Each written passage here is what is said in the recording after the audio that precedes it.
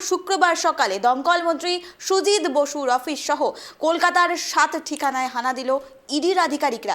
ইডির ভাইপোর বাড়িতে যাচ্ছে না কেন সুজিত বসুর বাড়িতে ইডির হানার পর এমনই প্রশ্ন তুললেন সিপিআইএম এর রাজ্য সম্পাদক মোহাম্মদ সালিম।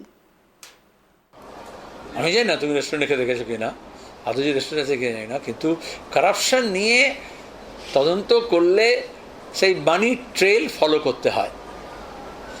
পুর নিয়োগের দুর্নীতি নিয়ে ওই উত্তর চব্বিশ পরগনা তো পুরসভা পুর প্রশাসক যারা ছিল তাদের বিরুদ্ধে রেড হয়েছে, অ্যারেস্ট হয়েছে, কিন্তু সেটা তো কোনো গতি পাচ্ছে না।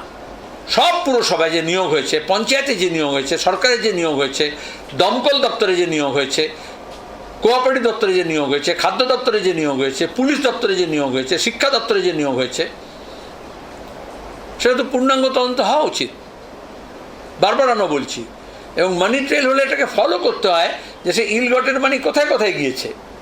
সরকার তৃণমূলের যে কোনো নেতার বাড়িতে গেলে, রেস্টুরেন্টে গেলে, বারে গেলে, সেটা শুধু বার আনসার পাবে না, সেখানে তুমি এই যে মানি ট্রেল, ইলগটেন মানি, তার হদিশ পাবে। কিন্তু এই সবটার যদি হদিশ তার ছেলে বাড়িতে যদি যায়, তাহলে ভাইপোর বাড়িতে যাচ্ছে না কেন? যেখানে কাকু বলেছে, কাকুর গলার স্বর মিলেছে, যেখানে শিক্ষক নিয়োগের দুর্নীতির টাকা কিভাবে বিজেপি এবং তৃণমূলের নেতা ভাইপোর কাছে পৌঁছে দিয়েছে, সেখানে কেন ইডি রেড করছে না? এবং সেখানে সমীর ভট্টাচার্য থেকে আরম্ভ করে কোনো বিজেপির নেতা গত 6 মাস অভিষেক ব্যানার্জি বা ভাইপোর নামে একটা শব্দ বলছেন না কেন? সাহস থাকলে তার বলা উচিত। তাহলে নিশ্চয়ই এটা অমিত শাহ বারণ করে দিয়েছে।